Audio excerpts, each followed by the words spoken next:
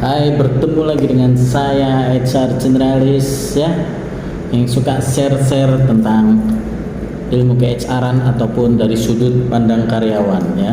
Baik, hari ini saya akan share tentang level manajerial atau seorang manajer ya. Jadi banyak sekali dari kita yang mengira bahwa atasan yang toksik atau buruk itu adalah yang micromanaging gitu ya. Itu toksik tuh. Padahal sebenarnya good manager itu adalah yang memberi contoh positif, and then ada standar, ada arah, ada sesuatu yang bisa kamu tiru, kemudian ada role model yang bisa kamu jadikan pattern gitu ya. Itu seorang manajer sebenarnya yang seharusnya ya. Terus kemudian kalau kita bicara tentang toxic manager, gimana Cak Tio ya? Kalau yang toxic manager itu walaupun apa ya, dia tuh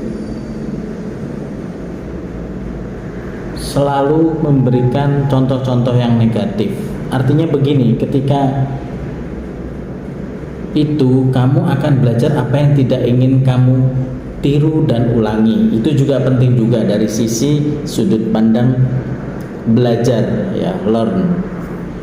Jadi ada yang contoh-contoh negatif yang ini kalau someday gue jadi manajer, gue nggak bakal pakai nih, gue nggak bakal tiru nih pola ini gitu ya.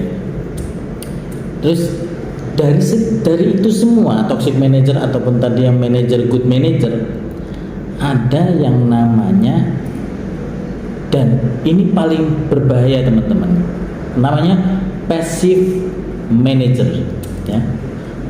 Passive manager ini adalah alasannya datar, blame ya, terus kemudian tanpa karakter, tanpa sikap, selalu bersikap sebagai korban padahal dia adalah yang punya acara gitu gitu ya kira-kira. Jadi sebenarnya pasif manajer ini ada nggak Catio? Ada banyak. Jadi dia ini paling bahaya dan pasti membuat burnout semua anak buahnya gitu ya. So jadi di bawah dia itu, di bawah passive manager itu, di bawah dia nih, Anda sebagai bawahan tidak dicontohkan apa-apa, tidak juga ditekan, dan juga tidak diarahkan. Nah ini yang lebih berbahaya, gak diarahin loh. Manajer kamu manage, malah cicing baik gitu ya. Dan kamu hanya akan mendapatkan kenyamanan semu, karena gak pernah diperintah, gak pernah diarahkan, gak pernah dibentuk. Dan kamu gak melihat adanya role model yang bisa kamu tiru di masa yang akan datang.